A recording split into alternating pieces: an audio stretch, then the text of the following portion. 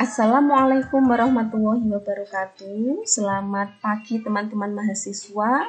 Bertemu dengan bulan lagi ya dalam mata kuliah konsep dasar matematika.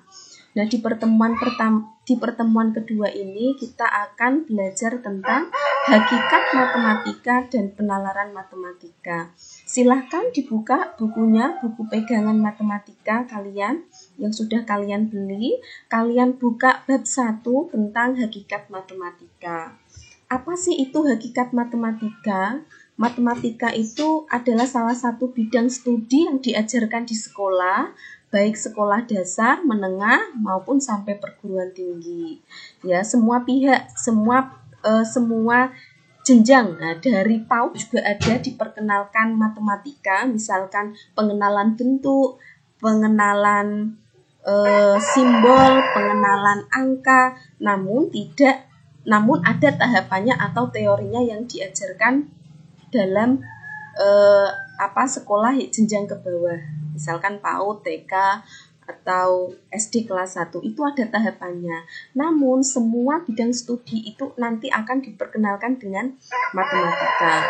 Nah, matematika itu ilmu yang mendasari ilmu-ilmu yang lainnya. Ya, ilmu yang mendasari rumpun ilmu yang lainnya. Misalkan kalau kalian mau belajar biologi, fisika, kimia, itu pasti kalian harus bisa matematika terlebih dahulu. Begitu. Nah, matematika itu berasal dari bahasa Latin mathematica, dari bahasa Yunani mathematike, yang artinya adalah mempelajari. Kalau berdasarkan asal bahasanya, matematika itu artinya ilmu pengetahuan yang didapat dengan cara berpikir atau bernalar. Gitu ya. Menurut Rush Effendi ini, matematika itu lebih ditekankan pada dunia penalaran, bukan menekankan pada hasil eksperimen atau percobaan. Itu menurut Rush Effendi.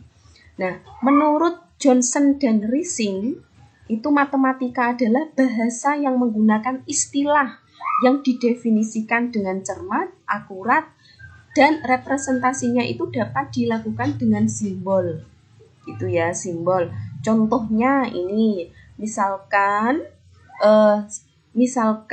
si A membeli buku dan pensil, harganya membeli 2 buku dan 3 pensil seharga misalkan 12.000. Itu bisa dituliskan dalam bentuk simbol.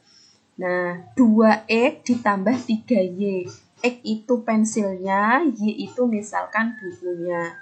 Matematika itu bisa dituliskan dalam bentuk simbol. Itu menurut Johnson dan Rising.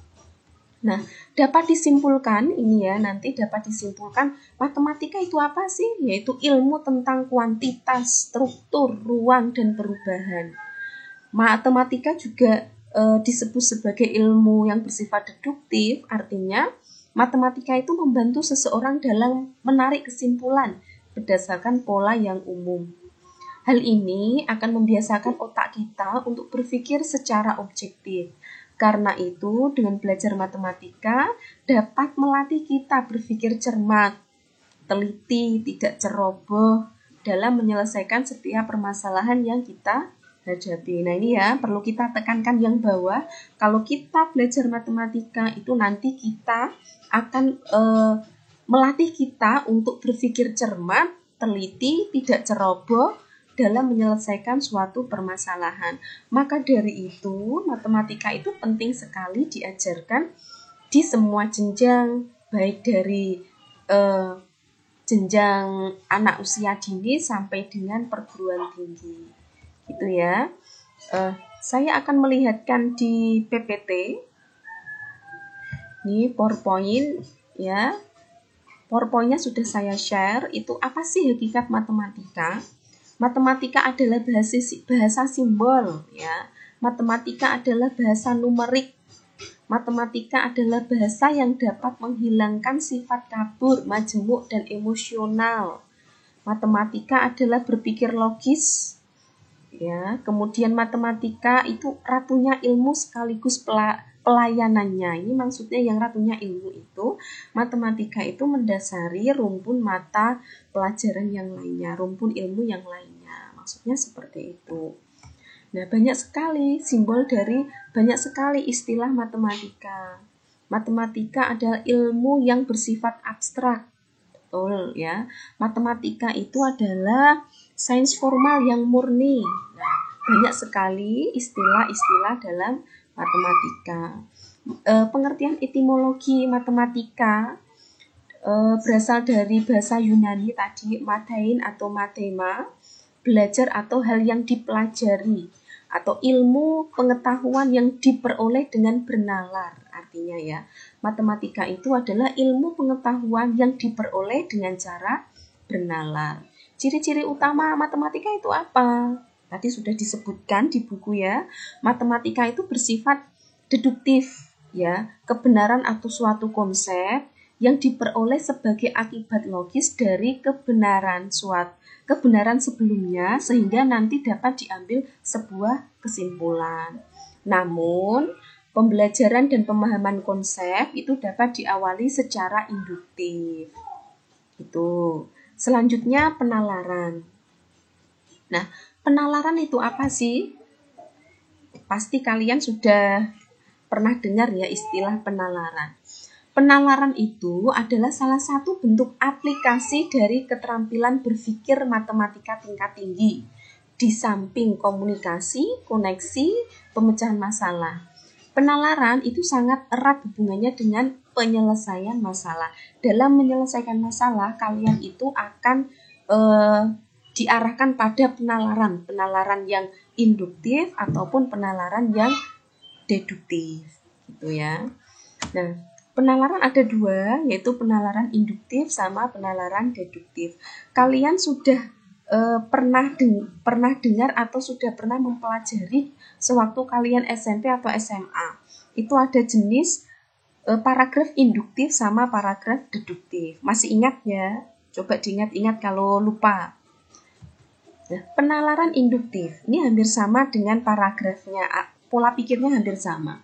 Penalaran induktif itu adalah sebuah bentuk penalaran yang berjalan dari hal-hal yang bersifat khusus ke hal-hal yang bersifat umum.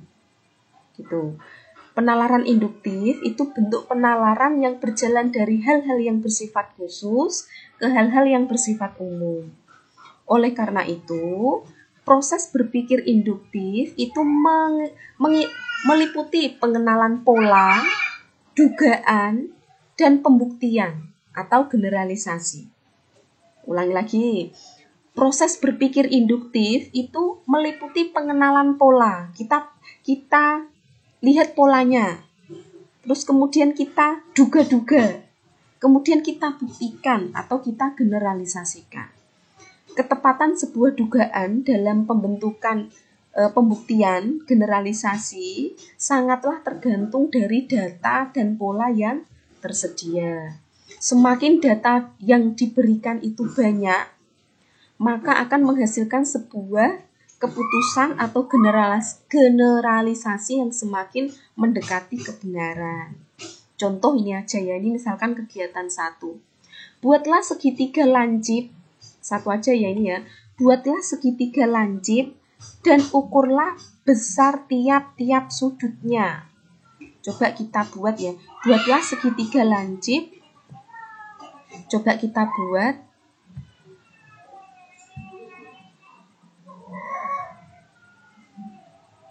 Misalkan kita mengikuti pola pikir induktif, coba ini.